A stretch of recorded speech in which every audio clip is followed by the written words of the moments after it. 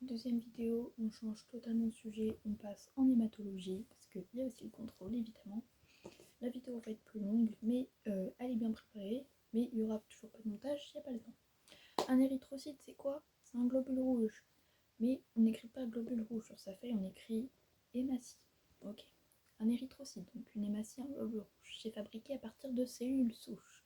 Une cellule souche est capable de s'auto-renouveler et va aussi aider à l'hématopoïèse. On verra ça plus tard. Il existe 4 types de cellules souches. Les cellules souches totipotentes, pluripotentes, multipotentes, unipotentes. Il y a deux axes de différenciation. On a les cellules souches lymphoïdes, donc ça va être la production de lymphocytes B et T. Lymphocytes B et T qui sont des globules blancs. Bien évidemment, on n'écrit pas globule blanc sur sa copie. Et on a les cellules souches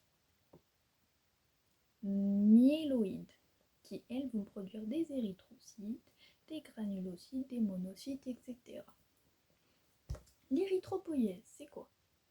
Alors déjà dans érythropoïèse, on entend un peu érythrocyte. Donc en fait ça va être quoi? Ça va être la fabrication des hématies. Pas trop compliqué. Ça dure une semaine et une hématie a une durée de vie de 120 jours. C'est pas énorme en soi. L'érythropoïèse, pour qu'elle se fabrique, elle va subir une différenciation. Enfin, l'érythropoïèse, c'est la fabrication de l'hématie. Donc, pour arriver à notre hématie, on va passer par plusieurs étapes. Le proérythroblaste, l'érythroblaste basophile, l'érythroblaste polychromatophile, l'érythroblaste acidophile et enfin l'érythrocyte. L'érythrocyte qui est le globule rouge. Donc tu as vu, il y a 5 étapes avant d'arriver à notre érythrocyte. Donc ça, ces 5 étapes, c'est la différenciation.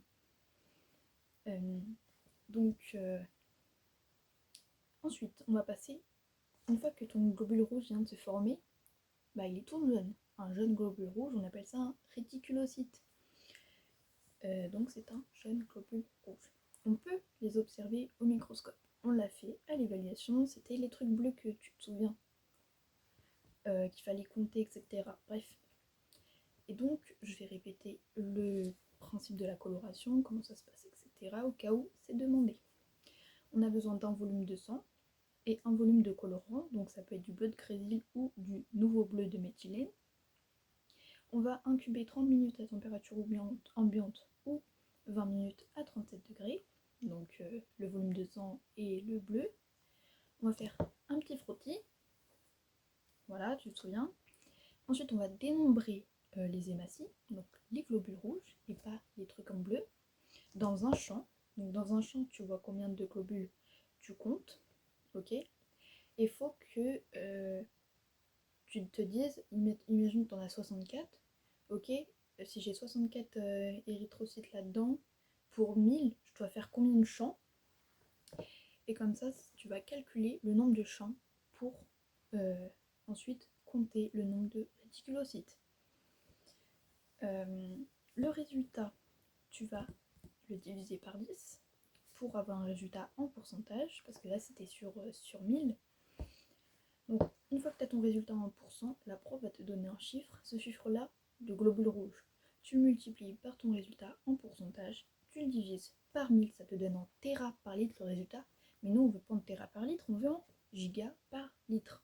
Ok? Ça va. Alors j'ai parlé de frottis. Donc si on fait pas de coloration patati patata, juste le frottis, la goutte, à quoi ça sert? Ça sert à observer les anomalies des globules rouges. Donc il y en a beaucoup des anomalies. Et aussi des leucocytes. Leucocytes qui sont les globules blancs. Donc là, on est sur les globules rouges, du coup je vais te citer les anomalies érythrocytaires, donc les anomalies des globules rouges. On a des anomalies de taille qu'on appelle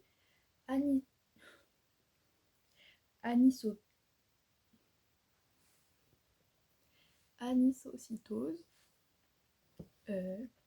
Donc c'est dû à la maladie macocytose.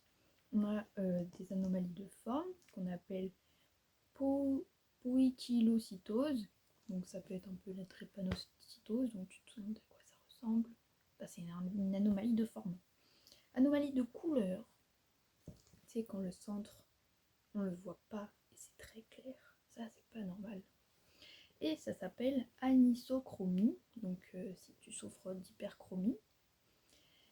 On a aussi des inclusions intra-érythrocytaires, donc c'est une agrégation anormale des ribosomes. Et on a aussi des anomalies de groupement, car en effet, tes putains de globules rouges ne doivent pas s'empiler non plus. Ok, ça va.